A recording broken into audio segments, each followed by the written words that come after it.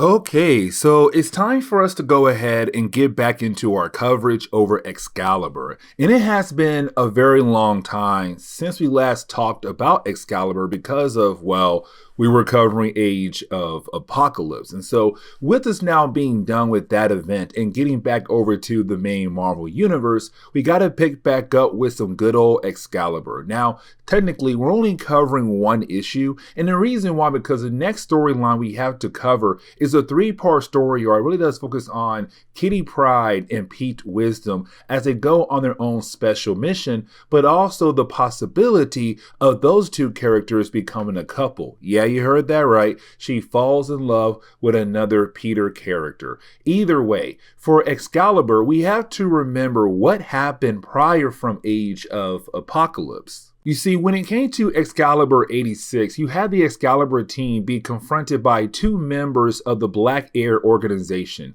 Now, Black Air is replacing the WHO organization we saw in the early parts of our coverage over Excalibur. And WHO stand for Weird Happening Organization. They just go around the world to investigate weird things happening across the world. But with WHO no longer being around, they were replaced with Black Air. Now, for Black Air, they came to Excalibur about what was happening over in Genosha. Now, we have talked a lot about Genosha before because Genosha does play a major role in X-Men comics. See, for Genosha, it was this small island, this small country out in Africa where if you go there, you're supposed to get the perfect life that everybody wants because they were trying to paint this picture that everything is perfect in Genosha. But here comes the big catch. You see, in Genosha, if you were a mutant, you were turned into a slave. And so you had the humans use mutants as a way to build up the economy of Genosha. Now, thanks to the X-Men, X-Factor, and X-Force, you had mutants no longer be slaves in Genosha. And so it was supposed to be a brand new beginning for that country where mutants and humans would be able to live together in harmony. But here comes the big problem. Because for Excalibur, they got word that a civil war had technically popped off in Genosha, where you now have humans and mutants fighting against one another. But the reason why you have Excalibur getting involved is because of a special bullet that was technically made to kill off mutants. And so you now have the humans in Genosha using those bullets as a way to kill off the mutants in Genosha. And so for Excalibur, you have Black Air Asgard heroes to go over to Genosha to kind of figure out the actual origin of the bullet, but to also find a way to stop the civil war from happening in Genosha between the humans and the mutants. And so when it came to Excalibur, when they had flew over to Genosha to begin their investigation, they were shot out of the sky. Now, when it came to Legion Quest, you had Legion go back in time to kill off Magneto. As we all know, he killed off Charles Xavier. So with the death of Charles Xavier, you kind of had all the different X books be affected as well because the old timeline, this timeline, was being replaced with a brand new timeline, the Age of Apocalypse timeline. And so all the different X books ended the same way, with our heroes being frozen in time. And so when it came to Excalibur, they were shot out of the sky, and as they were falling, they were also being frozen in time because, again, Legion Quest happened. Now, thanks to Bishop, the old timeline came back together, but it picked up where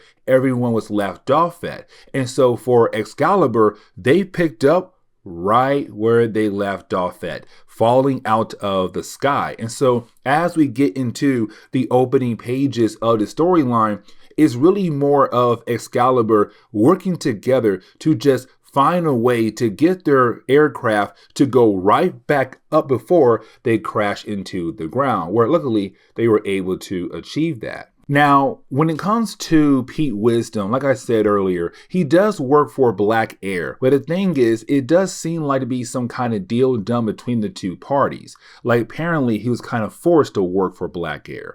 Now, for Pete, he's always working for different organizations. He's a spy. But this kind of organization, it does seem like there's something going on behind the scenes. And for Pete, he hates the idea of what is going on behind the scenes with Black Air. But for Excalibur, they don't really trust Pete at all. And so for the next few story arcs, kind of seems like it's going to be Pete trying his best to show Excalibur that they can trust him and vice versa, trying to build that bond between everybody. But either way, you didn't have Excalibur say, you know what, let's go ahead, go out to Genosha and try to investigate where is the actual origin point of this special bullet that's being used as a way to kill off mutants. And so for Excalibur, when they do go to one certain part of Genosha, they do find this group of mutants who are just starving for food. And the problem is that because of the Civil War, it's really hard for food to be delivered into this country. Now,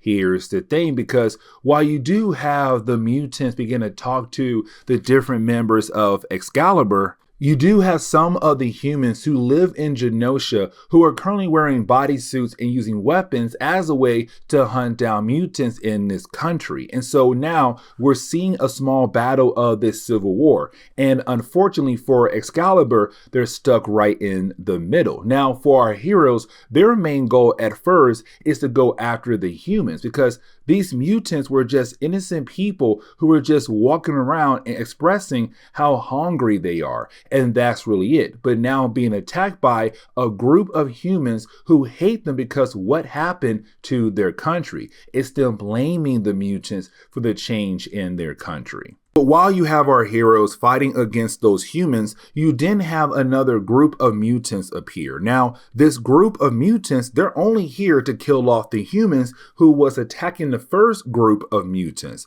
And so for Nightcrawler and the rest of Excalibur, they now have to fight against two different groups. And the reason why, because they're trying to prevent bloodshed happening from this one particular battle. Now, with all that being said, for Pete Wisdom, he does try his best not to get involved. But the problem is that you have one of the mutants think that Pete Wisdom is a human and try to kill him off because humans in this country must be racist. But for Pete Wisdom, he is a mutant. And so he had no choice but to use his mutant ability as a way to protect himself, but to also take down that mutant. But after doing that, it's Pete saying like, I did not want to use my mutant ability, but I had no choice. Now, we also have to remember about the Sugar Man, because when it came to X-Men Prime, we had technically learned that when it came to the Sugar Man, when he had left the Age of Apocalypse timeline and went back into the main Marvel Universe, well, he had arrived 20 years in the past. And so he was kind of able to work behind the scenes when it came to Genosha. And so for Genosha, the entire country was built up thanks to Sugar Man and his own crazy ideas. But for our heroes, they have no idea about Sugar Man. One, because he came here into the reality 20 years ago in the past, but two, he has been working behind the scenes. Now, they did find a mutant who may know some information about the origin of Genosha, but the problem was that when it came to our heroes in that one mutant, when they found that information, you had Sugar Man blow him up as a way to keep him a secret,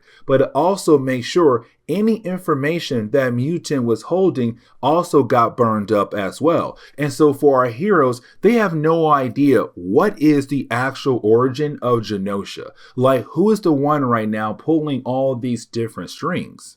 Now, I kind of want to go ahead and jump back over to Muir Island. The reason why, because for Moira McTaggart, she has the legacy virus. And we have talked a lot about the virus. Just know that it's a virus that came from the future thanks to Strife. And once he had released the virus into the world, it was killing off mutants. Unfortunately, it also began to kill off humans. Well, hasn't killed a human yet, but there is one human who has the legacy virus, and that is Moira McTaggart. But it's her right now trying to figure out where is the security breach, because Trish Tilby was able to get information about the legacy virus, and she shared that information to the entire world. But the question is right now, how did she get her information? Because it was top secret, like the X-Men, X-Factor, X-Force, the American government. Their main goal was to keep the virus hush hush, but now the entire world knows about it. Now, I kind of want to jump over to two characters, one being the governor of Genosha, being Ransom, and also Brian Braddock. Now, for Brian Braddock, man, he was going through a lot during his time in Excalibur, but I'm not really going to sit down and re-explain what's happening with Brian at the moment. I kind of want to focus on what's being told to him by Governor Ransom. And here's the reason why. Because for Brian Braddock, him and Excalibur are there to figure out where the bullet came from. Well, is Ransom telling him that the bullet came from Great Britain? But here comes the big catch, because it all came from one particular mutant known as Pizer. Now, for Pizer, he was apparently being held as a hostage or a prisoner at a military base, and his skin was being ripped off by machines, and his skin was being turned into bullets that's currently being used right now in Genosha as a way to kill off mutants. But here comes the big catch, because the one person who had worked on that project, who took that skin and turned that skin into bullets, was Brian Braddock's father. And so it's Brian kind of realizing that this is his own family's fault for what's currently happening right now in Genosha. And so this kind of leads into the ending, because we see our heroes meeting up with a character known as Philip Moreau. Now, for Philip Moreau, he is the son to a character known as David Moreau. And for David, he was the guy who had created the whole idea of turning mutants into slaves. And that right there is very crucial. Let me explain why. Because it was him kind of turn all the mutants in Genosha as slaves to help build up the economy. But here comes the big catch, because for our heroes, they break into his old lab. They break into his computer. They get information where they discover that technically David did not create the whole process of mutants being turned to slaves. That apparently somebody gave him the equipment he needed, but also the idea and how to do it. Now, we already know who. It was the Sugar Man. But for our heroes, they don't know that still. And so as they're trying their best to get more and more information, they also discovered that every single piece of information dates back to where you had the Genosha country begin to turn mutants into slaves. But there's no data prior from those dates. And so again, no one knows the actual origin of Genosha yet. And Sugar Man, he goes out of his way to blow up that computer to make sure that nobody is able to figure out who he is, or he is the one working behind the scenes.